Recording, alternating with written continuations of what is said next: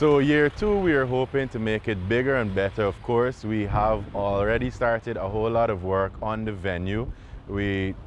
Our plan is to increase parking because it wasn't necessarily a concern, but because of the space there, we believe that we could open up some more space to accommodate more vehicles in the venue.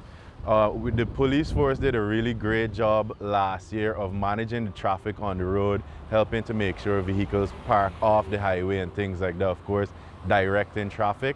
And this year, they also plan to make it a lot better. We're planning to use, there's a road in the venue that we would use strictly for exits only. Last year, we had both roads as entrance and exit.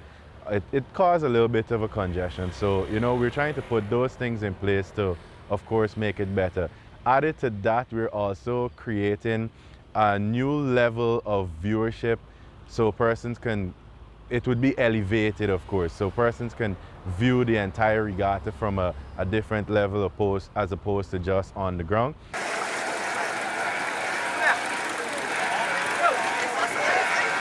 The Linden Regatta would almost be the last race of the season, so kind of like the championship race, because of course you have Bartica in April, they do Lake Kapui, Lake Mainstay. There's actually 2 Bartica races. I think this year they only did 1. So the Linden Regatta would be kind of like the final race for the season.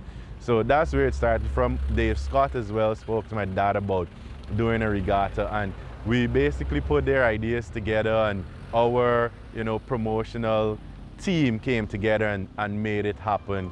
So that's where it originally started from. Linden Regatta was a thing of the past as well, because in the 60s, since the 60s, I think, was the last regatta in Linden. So it was kind of like a rebirth, really and truly.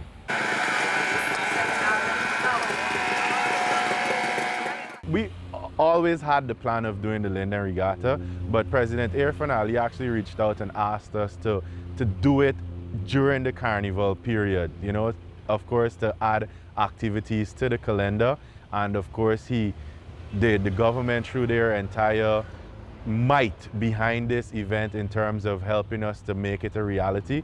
So it was literally a culmination of a whole bunch of ideas.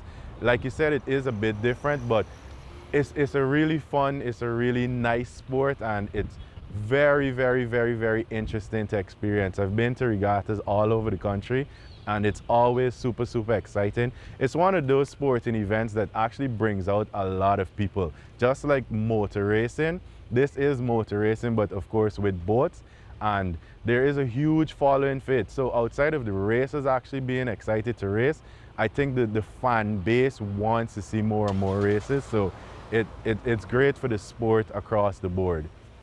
In Georgetown, tickets can be purchased at Fireside Grill, while in Linden, Broadway Money Spare Parts and Enid Office are the locations. Tickets cost $2,000 for adults, while children are $1,000. For the newsroom, Akim Green.